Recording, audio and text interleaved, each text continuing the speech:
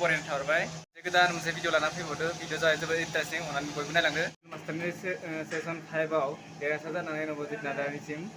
जोंनि हारिनि फंबाय देवजित नार्जारिया फार्स्ट उइनार लाबोनो हाबाय बेनि थाखाय बेसेबांबा खुसिनि दिन दिनै थांदोंमोन साथामाबो उइनार जाबाय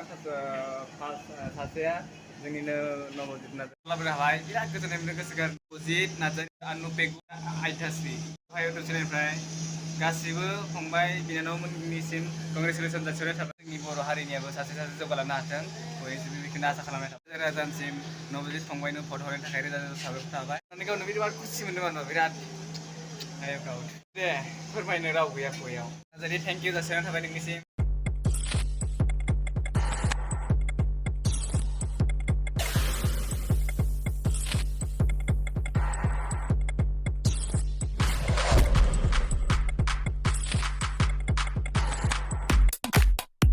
गावनि मान लाखिनायनि थाखाय रोजा रोजा साबायखर थाबाय बयबो खुसि बिदिनो खुसि मोनबाय थाथों बयबो देरहानानै बिदिनो नाम खामायनो हाथों बेखौनो बुंबाय आरो आं बेनोमोन बायदि बावनानै चेनेलखौ साबसक्राइब खालामना हो लोगोसे खारखानाय बेल आइकन बुना हो जाहाथे सोबनिसाय नोंनियाव नटिफिकेसन सहैनो हायो कमेन्ट खालामनो दाबावदे लोगोफोर